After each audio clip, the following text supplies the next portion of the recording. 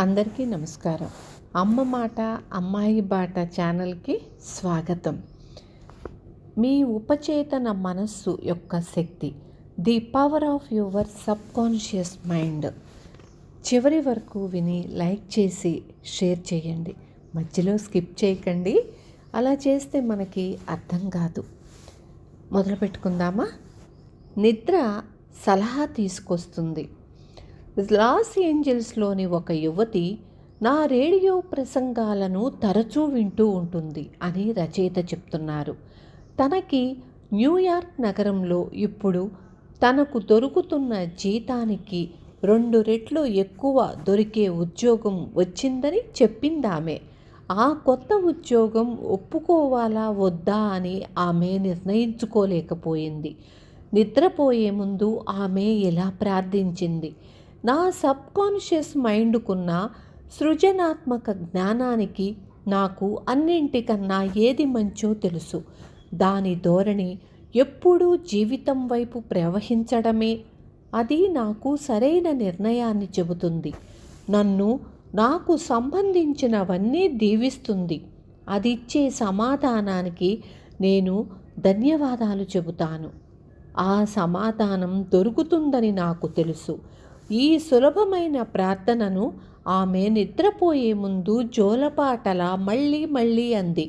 ప్రొద్దున్న ఆమెకు తనకొచ్చిన ఆఫర్ని అంగీకరించకూడదని బలంగా అనిపించింది. తరువాత జరిగిన సంఘటనలు ఆమెకు తన సబ్కాన్షియస్ మైండ్ ఇచ్చిన సలహా సరైనదని నిరూపించాయి. ఆ ఉద్యోగం ఆఫర్ ఆమెకు వచ్చిన కొన్ని నెలల తరువాత ఆ కంపెనీ దివాలా తీసి మూతబడింది. చేతనాత్మక మనసు బయటకు కనిపించే కొన్ని వాస్తవాల విషయంలో నిజం కావచ్చు. అయినప్పటికీ సబ్కాన్షియస్ మైండ్కున్న స్వభావం ఆ కంపెనీ సమస్యలను సరిగ్గా తెలుసుకోగలిగింది. దానికి అనుగుణంగా సలహా ఇవ్వగలిగింది. ఉపద్రవం నుంచి రక్షింపబడ్డారు.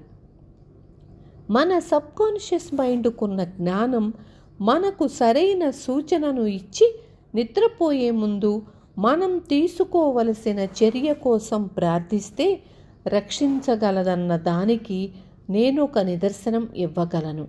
చాలా సంవత్సరాల క్రితం 2వ ప్రపంచ యుద్ధానికి ముందు ప్రాచ్య దేశంలో ఆర్థికంగా ఎంతో లాభదాయకమైన పని నాకు దొరికింది.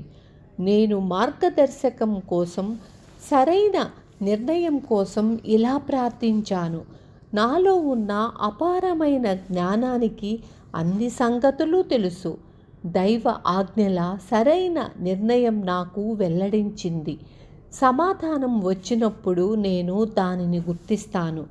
నిద్రపోయే ముందు నేనీ సులభమైన ప్రార్థనను మళ్ళీ మళ్ళీ జోలపాటలా చెప్పసాగాను. ఆ రాత్రి నా కలలో రాబోయే 3 ఏళ్ళు ఏమి జరుగుతుందని స్పష్టంగా సాక్షాత్కరించింది. నా కలలో పాత స్నేహితుడు ఒకతను కనపడ్డాడు.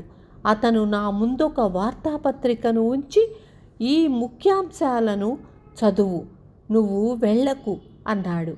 ఆ దినపత్రికలోని ముఖ్యమైన వార్తలలో యుద్ధం గురించి కథనాలున్నాయి. నన్ను ఎక్కడికి పంపిద్దామని అనుకుంటున్నారో ఆ పర్ల్ హార్బర్ ప్రదేశానికి దగ్గరలోనే ఆ సంఘటనలు జరిగాయి. అప్పుడప్పుడు రచయిత నిజమైన కలలు కంటాడు. పైన చెప్పబడ్డ కల నిస్సందేహంగా ఉపచేతన మనసు యొక్క నాటకీకరణ. అది నేను నమ్మి ఆదరించే వ్యక్తిని కలలో ప్రవేశపెట్టింది. కొంతమందికి కలలో కన్నతల్లి కూడా వచ్చి హెచ్చరిస్తుంది. ఆమె ఆ వ్యక్తితో అక్కడికి ఇక్కడికి వెళ్ళవద్దు అని చెబుతుంది. ఆ హెచ్చరికకు కారణం చెబుతుంది. మన సబ్కాన్షియస్ మైండ్ ఎంతో తెలివైనది. దానికి అన్ని విషయాలు తెలుసు. తరచూ అది చేతనాత్మక మనసు గుర్తుపట్టే గొంతుకతో మాట్లాడుతుంది. అప్పుడప్పుడు మన సబ్కాన్షియస్ మైండ్ మనల్ని మన తల్లి గొంతుతో కానీ, మనము ప్రేమించిన వ్యక్తి గొంతుతో కానీ హెచ్చరించినట్లు అనిపించవచ్చు. మనం ఆగి వెనక్కి తిరిగి ఆ గొంతు ఎక్కడ నుంచి వస్తుందా అని చూసేసరికి ఒక అడుగు ముందుకు వేసి ఉంటాము. తర్వాత మనకి అక్కడే కనుక ఉంటే కిటికీలో నుంచి ఒక వస్తువు మన తల మీద పడి ఉండేదని తెలుసుకుంటాము. నా సబ్కాన్షియస్ మైండు విశ్వ ఉపచేతనతో కూడినది. దానికి జపాన్ దేశస్థులు యుద్ధానికి పథకం వేస్తున్నారని, అది ఎప్పుడు ప్రారంభిస్తారని కూడా తెలుసు. డాక్టర్ రైన్ డ్యూక్ విశ్వవిద్యాలయంలోని మనోవైజ్ఞానిక శాఖ అధ్యక్షుడు. ప్రపంచంలోని చాలా మనుషులు వారికి జరగబోయే సంఘటనలు ముందే చూడగలుగుతారన్న విషయాన్ని ఆధారముతో సేకరించారు. కొన్ని సమయాలలో వారికి జరగబోయే విషాద సంఘటన వారి కలలో స్పష్టంగా ముందుగానే చూడగలుగుతారు. నేను కలలో చూసిన ది న్యూయార్క్ టైమ్స్ వార్తాపత్రికలోని ముఖ్యాంశాలలో వచ్చిన వార్తా సంఘటన 3 ఏళ్ల తరువాత పర్ల్ హార్బర్లో జరిగింది. నా కల యొక్క పరిణామం నేను వెంటనే ఆ సబ్కాన్షియస్ మైండ్ నిర్బంధం ప్రకారము ఆ ప్రయాణాన్ని రద్దు చేసుకున్నాను. 3 సంవత్సరాల అనంతరం నా అంతరాత్మ చెప్పినట్లు నిజంగానే 2వ ప్రపంచ యుద్ధంలో అదే సంఘటన జరిగింది. మీ భవిష్యత్తు మీ ఉపచేతన మనస్సులో ఉంది, సబ్కాన్షియస్ మైండ్లో ఉంది. గుర్తుంచుకోండి, మన భవిష్యత్తు మనకు అలవాటైన ఆలోచన విధం యొక్క ఫలితం. అది మన మనసులో ఎప్పటి నుంచో ఉంది. దానిని మనము ప్రార్థన ద్వారా మార్చి ఉండకపోయినట్లయితే, అదేవిధంగా ఒక దేశం యొక్క భవిష్యత్తు ఆ దేశంలో నివసిస్తున్న ప్రజల సామూహిక ఉపచేతనలో ఉంటుంది.